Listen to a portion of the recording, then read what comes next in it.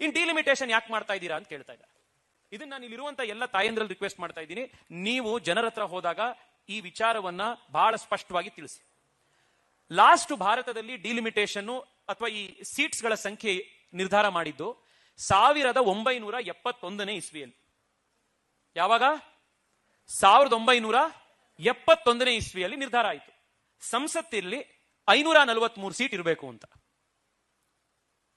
1971 ಇಸ್ವಿಯಲ್ಲಿ ಇಂದಿರಾ ಗಾಂಧಿಯವರು ಪ್ರಧಾನಮಂತ್ರಿ ಆದಾಗ ಭಾರತದ ಜನಸಂಖ್ಯೆ ಇದ್ದಿದ್ದು 55 ಕೋಟಿ.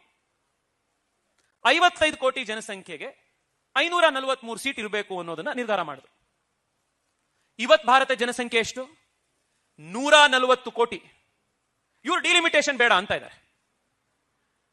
55 ಕೋಟಿಗೆ ಎಷ್ಟು ಸೀಟ್ ಇತ್ತೋ ಅಷ್ಟೇ ಸೀಟು 140 ಕೋಟಿಗೂ ಇರಕ್ ಸಾಧ್ಯ ಆಗತ್ತಾ? ಇವ್ರು ವಿರೋಧ ಮಾಡ್ತಾ ಇರೋದಕ್ಕೆ ಕಾರಣ ಏನು? ಇವ್ರಿಗೆ ಕಾರಣ ಏನು ಅಂತಂದ್ರೆ ನರೇಂದ್ರ ಮೋದಿ ಮಾಡಬಾರದು ಅಂತ ಅಷ್ಟೇನೆ. ಮಹಿಳಾ ಮೀಸಲಾತಿ ಮಾಡ್ಬಿಟ್ರೆ ನರೇಂದ್ರ ಮೋದಿ ಅವ್ರ ಪರವಾಗಿ ಮಹಿಳೆಯರು ಇರ್ತಾರೆ, ದೇಶದಲ್ಲಿ ಬಿಜೆಪಿಗೆ ಮತ್ತಷ್ಟು ವೋಟ್ ಜಾಸ್ತಿ ಆಗುತ್ತೆ, ಅದಕ್ಕೆ ನಾವು ವಿರೋಧ ಮಾಡಬೇಕು, ಇಷ್ಟೇ, ಬೇರೆ ಕಾರಣನೇ ಇಲ್ಲ. ಇವಾಗ ನೀವೆಲ್ಲ ಪಾರ್ಟಿಯ ಹಿರಿಯ ಕಾರ್ಯಕರ್ತರೆಲ್ಲರೂ ಇದ್ದೀರಿ. ನಮ್ಮ MP ಚುನಾವಣೆಯಲ್ಲಿ, ಇನ್ನೊಂದ್ ಕಡೆ ನೀವೆಲ್ಲರೂ MLA ಚುನಾವಣೆಗಳಲ್ಲಿ ಓಡಾಡಕ್ ಹೋಗಿರ್ತೀರಿ. ಜನ ಏನ್ ಕಂಪ್ಲೇಂಟ್ ಮಾಡ್ತಾರೆ? ಬಿಜೆಪಿ MP ಇರ್ಲಿ, ಕಾಂಗ್ರೆಸ್ MLA ಇರ್ಲಿ, ಕಾಂಗ್ರೆಸ್ MP ಇರ್ಲಿ, ಜನ ಏನ್ ಹೇಳ್ತಾರೆ ನಿಮ್ ಚುನಾವಣೆ ಟೈಮ್ನಲ್ಲಿ ಹೋದಾಗ?